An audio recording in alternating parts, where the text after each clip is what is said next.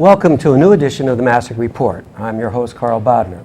As usual, we have a panel of distinguished guests who will share in an open discussion about a topic which is one of growing interest and concern in education. This is the issue that surrounds the expanding application of virtual classes and virtual schools.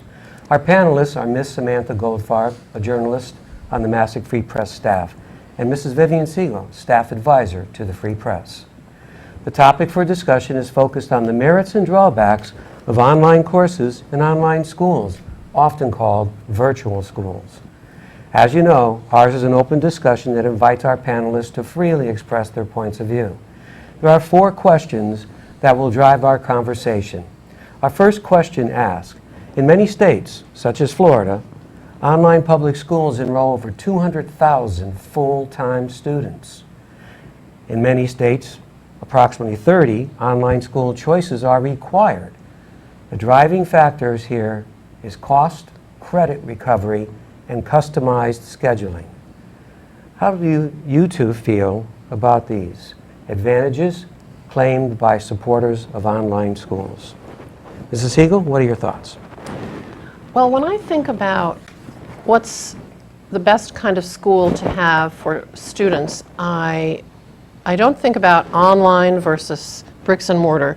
I think about 5 little words. What is best for kids? So there may in fact be some students who would benefit from taking online courses because they're too ill to come to school, or because they live in a remote area that doesn't have a lot of variety in what they can offer. Those would be ideal situations for online courses. For most students, I think that a traditional school with actual people sitting next to you and a teacher helping you to become engaged in the material is the best way to go. What do you think, Samantha? Well, I can agree with that. I think that the face-to-face interaction is definitely very important for students to get. And the education itself, well, there may be lots of different ways to reach what you need to learn. The face-to-face is crucial in forming those connections that are needed later in life and things like that. So I agree that if it's necessary, then I think we should do it, but I definitely think that the bricks and mortar actually does help with the other thing. So, Do you think the financial aspect, though, is going to be the driving factor, that if we find expenses or cost of even public education rising, not just post-secondary education rising, that this is a mechanism by which curriculums can be broadened at a low cost?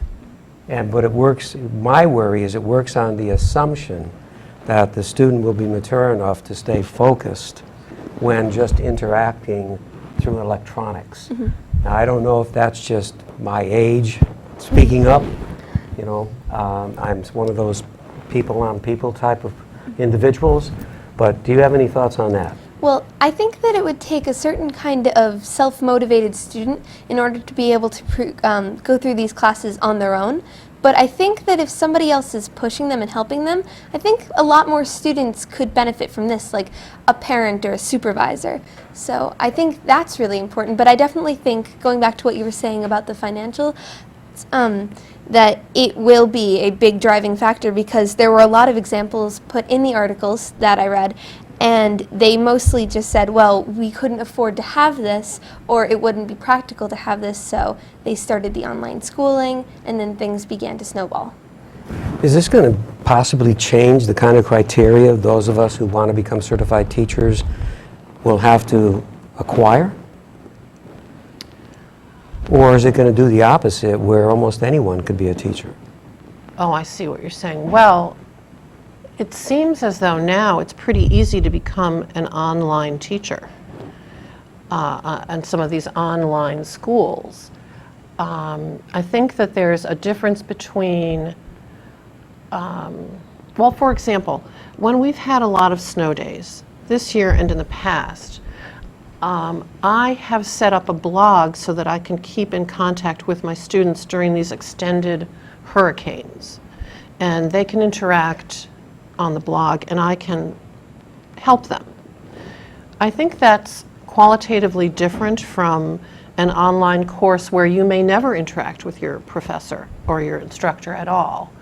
So I'm really kind of torn. I think that the risk is that anyone can do it, and that's where the quality is going to be questionable. Because my understanding is exactly what you said, just about anyone can do it, that the federal department nor state departments of education have much regulatory management over the curriculum and over who is instructing that curriculum. So if I have a correct understanding, I find that a bit worrisome. You know, and I don't know, I mean, because on the other hand, we seem to be heading in such a direction where, and with Common Core and all these new mechanisms by which they're trying to assess us as teachers in terms of what we successfully do for your development as a student, but I feel like we're in a dialectic. I feel like we're in a tough position, Right. you know, this dichotomy of forces. Any other thoughts that you would like to share? Well, I think if something is cheaper than something else, the impulse will be, let's do the cheaper thing.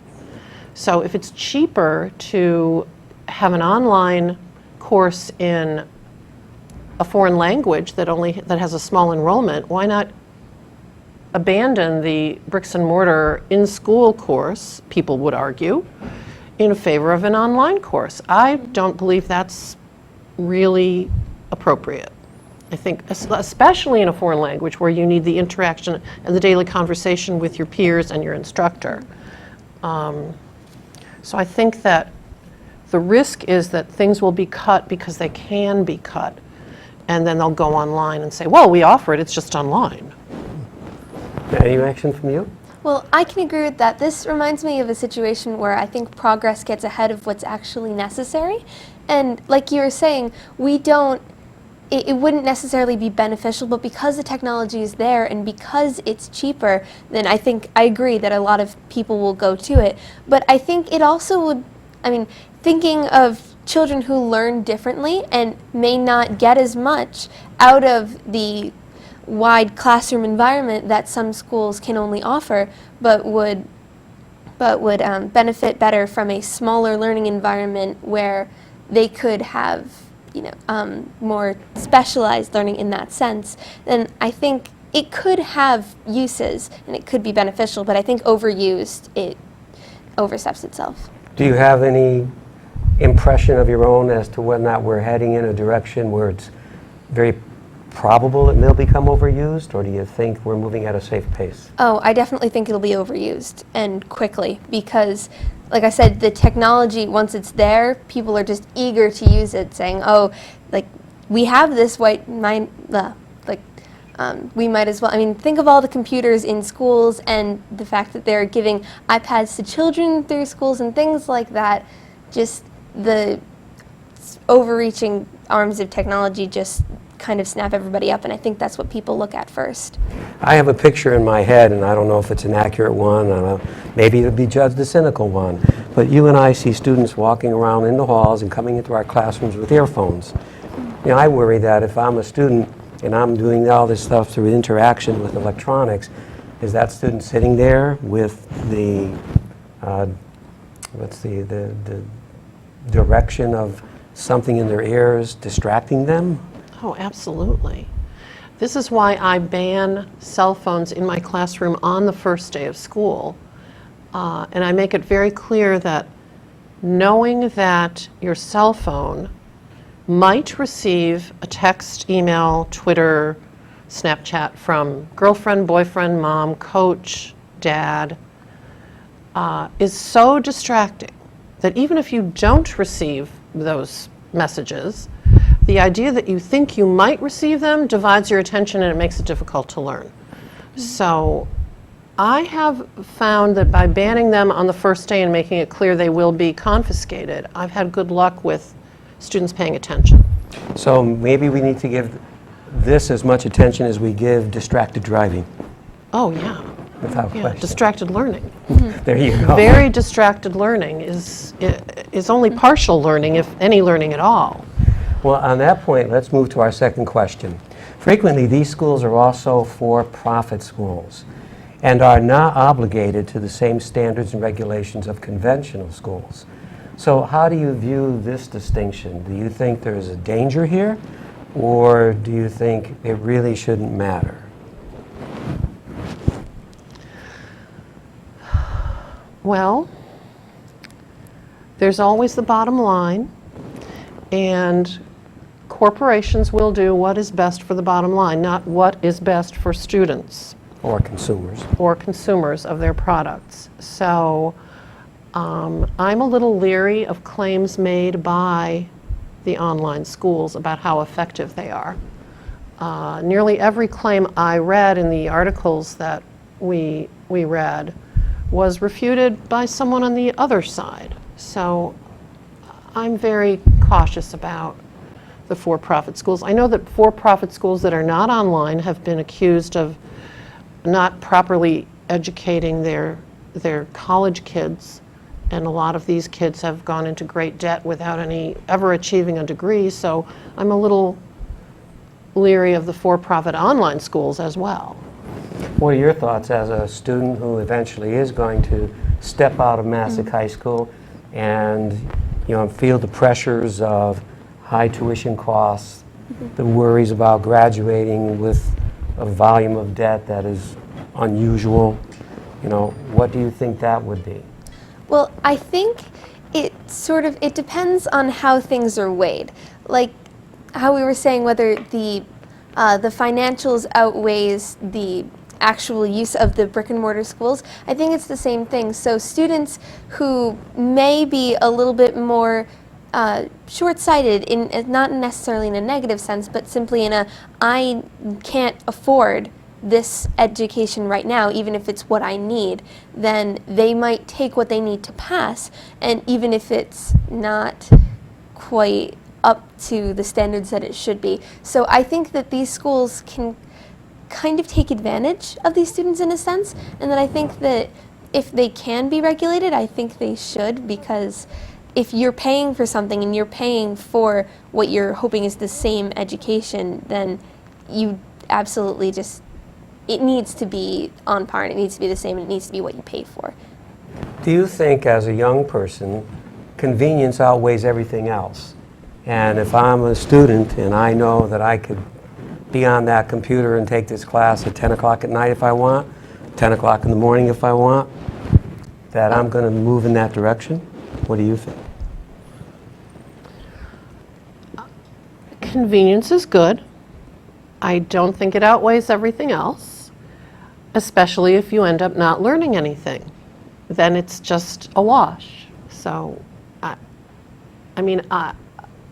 I have family members who have taken online courses who have told me they learned nothing.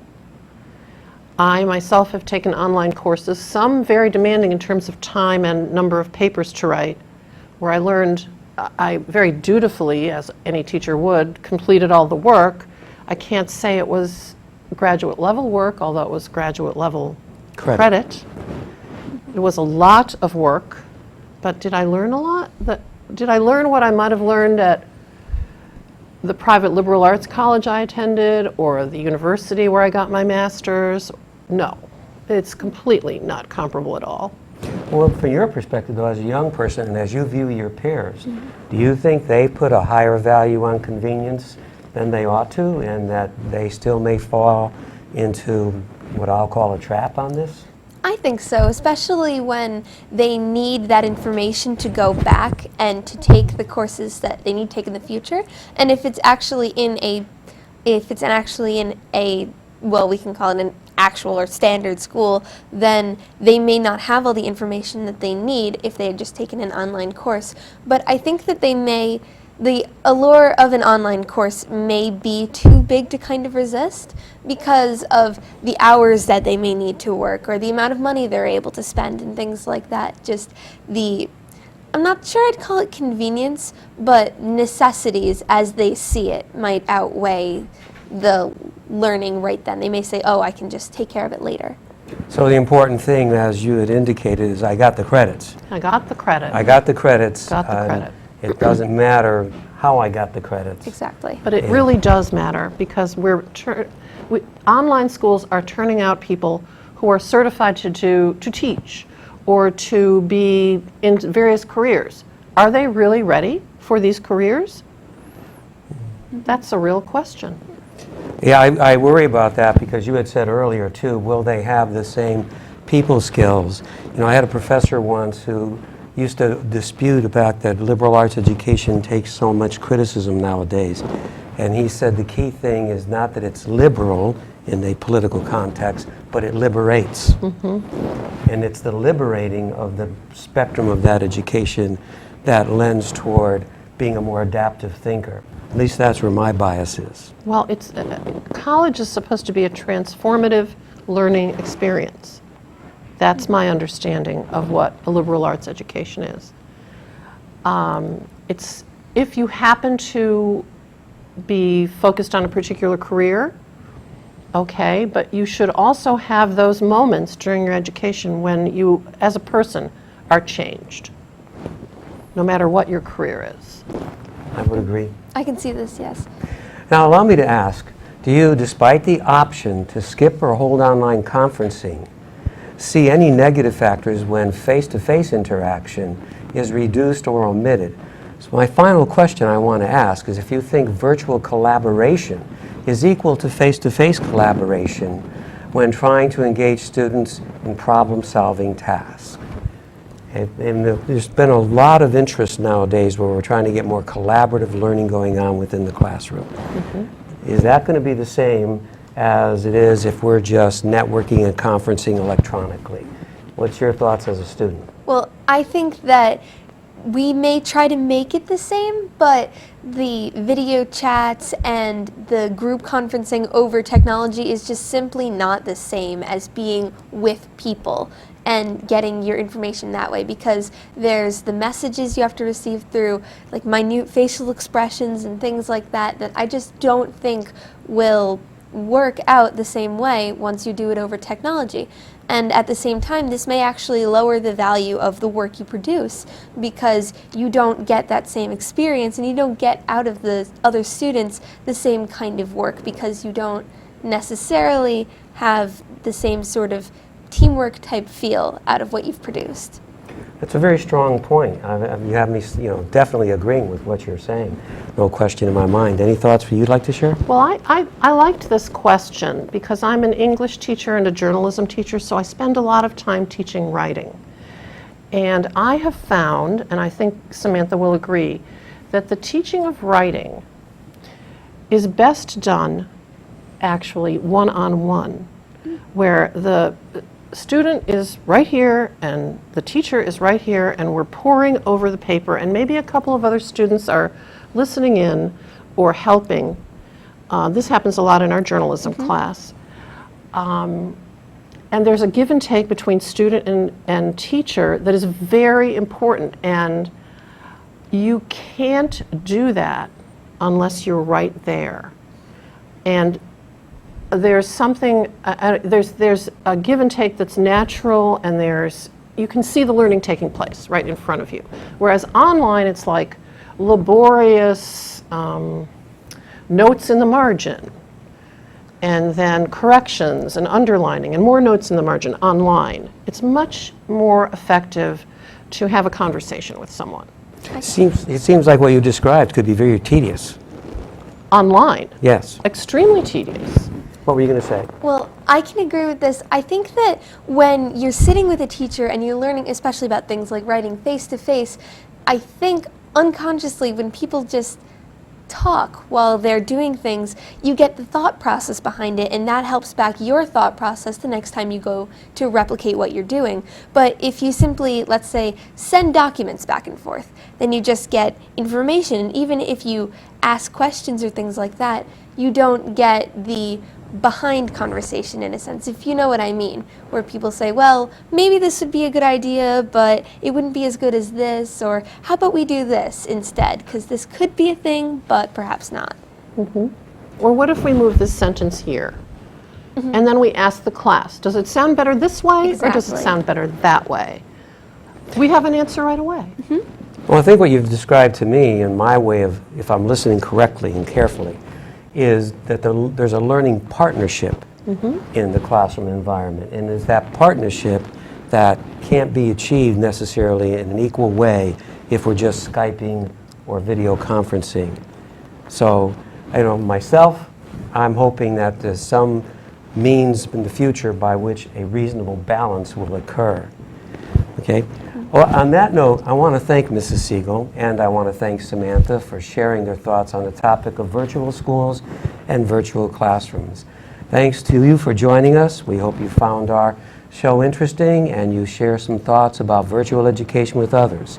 I wish you well in the days to come.